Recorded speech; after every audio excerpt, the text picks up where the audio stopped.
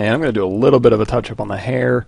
This would be fine for a basic 3D print, but I'm going to put a little bit more detail into the hair just because it'll probably stand out a little bit better. So what I'm going to do is use the Damien Standard, so BDS, and that'll bring up the Damien Standard brush. I'm going to go into solo mode here. I'm going to hold down Alt, and I'm basically just going to give this hair something to kind of follow, just to kind of break it up and give it like a little twirl to make it look a little bit more like hair. Now, again, this hair is actually very, very simple. If I hit Shift D, these are very, very low-res chunks.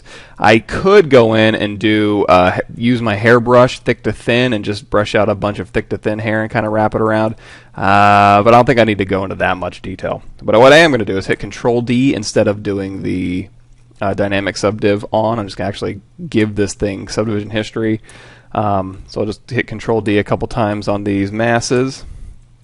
And if I want to, I can actually go back in and re-dynamesh this with whatever properties I have, or add resolution, sculpt it however I want, and then Z-remesh like we've done before. But for now, I'm just going to use Damien Standard. Now, I'm going to go into Stroke, Lazy Mouse, crank that Lazy Radius up, and I'm going to hold down Alt while I do that just to kind of build up a wall here, and that'll kind of build up, or at least put a line where I want to go. I can also use Clay Buildup or Clay Tubes. I think I'm using Clay Tubes, but Clay Buildup and Clay Tubes will give you something similar. And also I'm going to go in here to the Stroke menu and turn on Lazy Mouse. You can hit L to toggle that on and off, and just kind of give the hair some mass and direction in that way. So we're kind of just going back from this point here, and this can come back around this way and then around this way. Like I said, the hair was fine as it was, just for a basic smooth kind of 3D print, but this will give it a little bit more interest and have it not read quite so flat. And I'm also going to go in here with my snake hook, and you can also use your what we were talking about before, the move brush with the curve, AccuCurve on, to pull it up to a point if you want to. And if you're stretching a little bit too much in here, you can either Control D to add more subdivisions, or you can Z-remesh again and then subdivide back. I'm not pulling it out that much, so I think I'll be okay. I'm going to go in here and you can go to your deformations menu for this and do like a polish. Just tap that. Maybe do a closed circle polish. It's very touchy. Okay, hold down Shift and just go in with your smooth brush. If it smooths too much, you can again knock your Z intensity down, but since I restarted ZBrush, I'm not using Smooth Stronger anymore. So I think smooth is actually okay in this case. So I got kind of masses in there. I'll use Clay Buildup here, or Clay Tubes. There we go. So we've got some masses going on a little bit. And if you want to kind of get rid of that stuttering, one thing you can try is go into Stroke and do the lazy step. It's at 0.25. Do like 0.1, and that'll actually smooth out your stroke here. There we go. And then I go in with my Damien Standard, and instead of holding down Alt, I'm just going to let it do its default, which is to dig in, and I'll just add some weight, some contrast to this hair. I can go into solo mode if I need a little bit more visibility underneath here. And I can go through and I can break up these long strokes with the Damien Standard brush, so it doesn't look like she's got long strips of hair. They actually fold and intertwine and go over each other a little bit more naturally.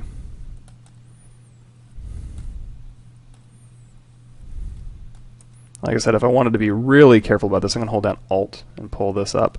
So after I've dug down, I'm going to go down the ridges, the backs of them, and then hold down Alt and pull them up to a point, and have that kind of go left to right, right to left. So it looks like it's kind of cascading and falling. Now, does Flame Princess have hair like this? No.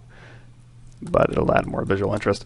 And then when I'm done with that, I can hit Control D, and I can go in here with my H polish and my clay brush too if I need to, and just kind of start holding down Alt and brushing back and forth and just kind of smoothing these transitions a little bit.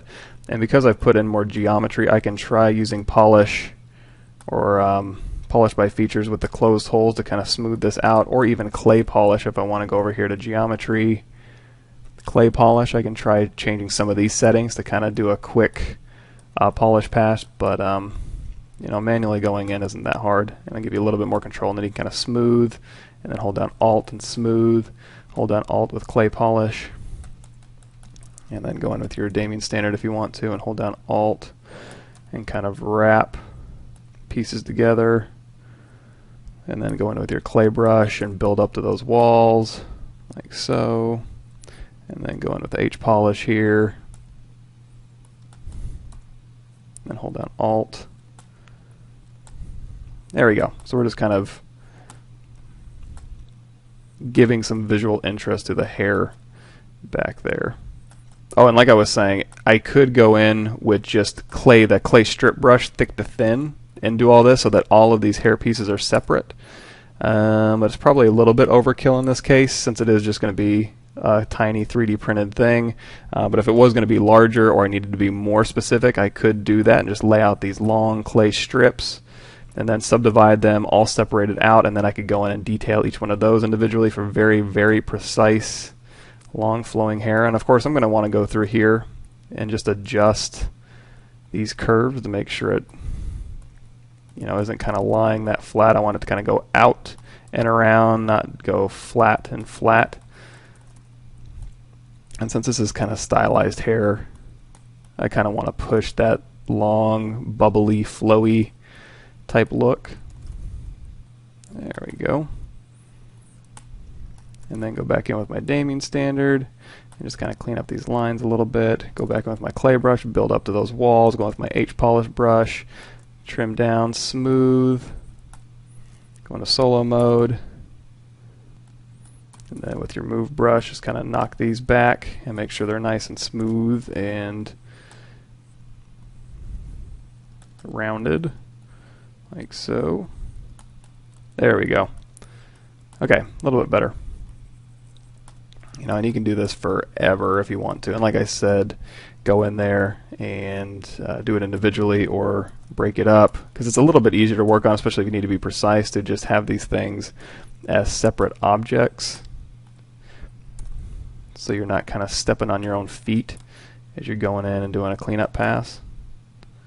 But for something quick, or if you're just kind of testing out a look, this is the way to go. And I want to do curly hair, and I just don't know that it'll read that well once it gets 3D printed, so I'm kind of going a little bit of a simpler route, making sure the shapes are bigger, more readable, and will look better on the final print than trying to do something intricate and detailed and too much noise.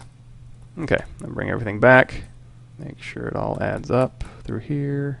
There we go. And if you wanted to, you could try and Z-remesh this back. It's a pretty complicated shape, so I'm not so sure it would Z-remesh that well, so I'm probably going to leave it as is. I could Dynamesh this if I was going to make some major changes, and then Z-remesh back to kind of smooth out the forms. But again, once you get to these a little bit more complicated forms, it may or may not work so well, so I'll leave that up to you. And then same thing for here, Control D, and then we'll just take Damien Standard and we'll just kind of wrap around. I'll hold down Alt, like so, and then maybe one more. And then I'll go in here with my Damien Standard and kind of dig in, and then go in with my Clay Tubes brush.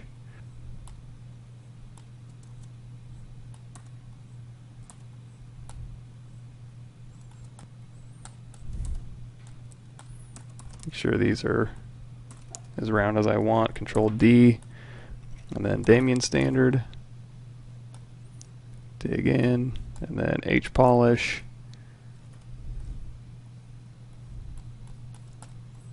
smooth. And if you want to, you can try and smooth it to a point, or in this case, since we have so much geo, you can just use pinch to kind of pinch it to a little bit more of a point here. And use your move brush, smooth, and then H polish.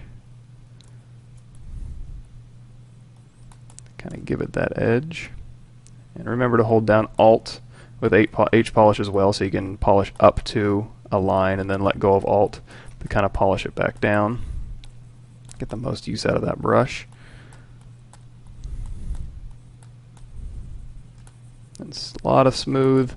If you need to, just go to grab Smooth Stronger, which would be in your comma menu, brush, smooth brushes, and then just go grab Smooth Stronger, and that would load up Smooth Stronger, and then if you need to, hold down Shift and drop that Z intensity down. If it's smoothing a little too strong, there's actually a setting that you choose in your smooth brush modifiers in the brush menu that allow it to be choose strong or smooth stronger. So if you want to, you can just go change that setting. I think it's under here. So hold down the smooth brush modifiers. If you go down here to the weighted mode, 1 is stronger, 0 standard, and then there's all smooth directional and groups, border, increased edges. That all those smooths modes are in there. And I might go back through here, and in order to make it look curly, I might just do another pass where I kind of just really kind of twist these things around each other. But I'm afraid, that could get a little too busy. But I suppose I could also just go through here and like curl up a lot of these ends just to kind of give it a little bit more of a curly look. Maybe kind of pass these back around. So I'll kind of play with that look. I'm not going to make you sit here and watch me do it, but that's another option, is just to kind of add a few more curls in here, like so. And same thing on here.